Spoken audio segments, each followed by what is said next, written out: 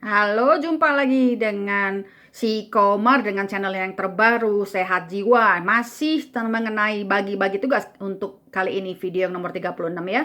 Di video terdahulu kita ngomongin panjang lebar soal masing-masing di warna pelangi ini. Kali ini kita ngomongin soal kuning. Kuning itu kita masukin aja iman. Jadi si anak ini atau siapapun yang lagi dapat tugas di bagian kuning, bisa jadi si ibu, bisa jadi si ayah ya. Ini diputer aja atau dikocok, bagaimana deh caranya, atur aja sendiri.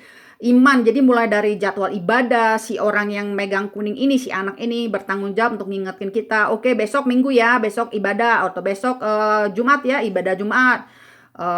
Misalnya ada doa harian, itu dia yang bertugas untuk menyiapkan tempatnya, bersihin tempatnya barangkali. Kalau dibutuhkan airnya, kainnya, pokoknya ini yang si anak ini yang tugasnya megang semuanya yang ada hubungannya dengan iman.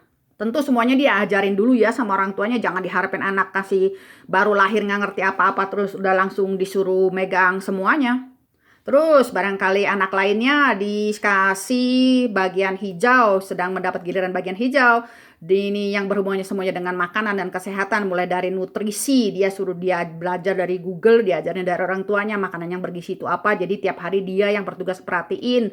Ya, kok mak ini di meja kok makanannya kurang bergizi. Dia juga yang diajar untuk ke pasar, untuk belajar untuk shopping, belanja-belanja harian, kebutuhan sehari-hari apa aja. Dan karena bergantian, dia juga barangkali pernah megang bagian keuangan, dia ngerti ini ada hubungannya dengan keuangan, nggak bisa sembarangan aja tiap hari makan makanan mewah atau nutrisi-nutrisi apa misalnya yang bisa disesuaikan dengan budget rumah tangga ya. Belajar barangkali nggak punya uang untuk beli daging, penggantinya telur, tempe, tahu. Juga olahraga, bagaimana olahraga itu bisa membuat sehat satu keluarga. Jadi si anak ini juga yang bertugas untuk menyemangati yang lain-lain. Ayo mari kita kumpul olahraga. Tugas dia yang mengajak semuanya untuk keluar setelah barangkali makan malam, untuk jalan-jalan di luar, mencari udara segar. Semuanya yang ada hubungan dengan kesehatan. Lalu ada juga ya anak yang ditugaskan di bagian biru, semuanya yang hubungan dengan kebersihan. Dia yang ngatur barangkali kalau punya pembantu, ngatur-ngatur kebersihan, ngatur-ngatur kebersihan rumah, ruangan, pakaian, masing-masing anak. Barangkali pembantu diajarin untuk mereka yang atur. Dan kalau nggak ada pembantu, dia juga yang kebanyakan megang semua bagian kebersihan, dia yang barangkali ngepel dan nyapu. Dia yang barangkali merapikan ruangan, dan kalau nggak sanggup misalnya terlalu banyak pekerjaannya, dia yang harus bagi-bagi ke semua orang. Ini siapa ya, ayah yang mencuci baju, barangkali ibu yang menjemur, atau siapa yang mencuci piring dan sebagainya. Dia bukan hanya dia yang pegang sendirian loh. Lalu ada yang ditugaskan, anak yang ditugaskan atau siapapun di dalam rumah tangga kita ya, yang tinggal dalam satu rumah tangga kita kan kadang-kadang ada mertua, barangkali ada ipar-ipar, nggak tahu deh, pokoknya kita bagi semuanya yang tinggal dalam rumah, masih sanggup bergerak, masih sanggup pegang, harus mau turun tangan bantu. Nah, yang kena bagian derma ya, itu yang ada hubungannya dengan sedekah, puasa, doa, itu juga sedekah ya.